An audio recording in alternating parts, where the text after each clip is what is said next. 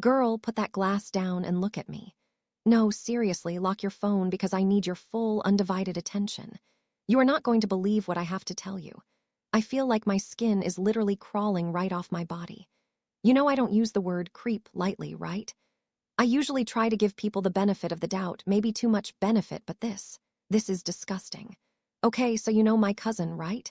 The one who's been married for like 5 years. They are supposed to be this perfect couple. They've been together for over 2 decades. 2 decades, babe, like since before we had braces. They have that whole high school sweethearts narrative that everyone in the family drools over. So naturally, you'd think her husband, my brother-in-law, would be, I don't know, normal, respectful, a decent human being. When she first introduced me to him way back when, honestly, I felt nothing. He was just there. He was beige. He was background noise. I didn't have any judgments because there was nothing to judge. He was just cousin's husband. After they got married, we were never close. You know me, I'm friendly, but with him, there was never that sibling-like bond.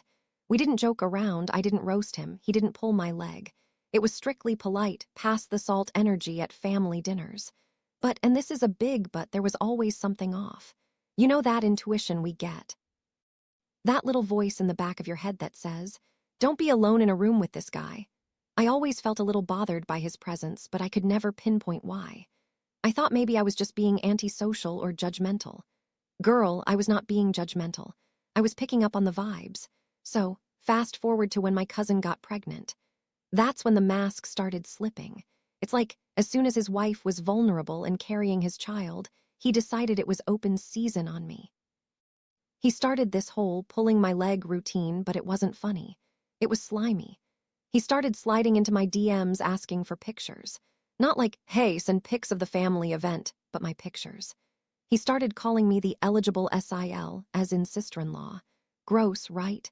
Like I'm some prize cattle at the county fair, but I ignored it. I thought, okay, maybe he's just socially awkward and trying to include me.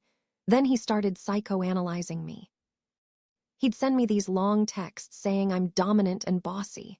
Excuse me, since when does having an opinion make a woman bossy? And then he hits me with this gem. Men don't like women like that. I was shook. I remember reading the text and thinking, who asked you? I have never, not once, asked this man for validation on my dating life. I have never cried on his shoulder about being single. Yet here he was, telling me that I'm unlovable because I have a backbone.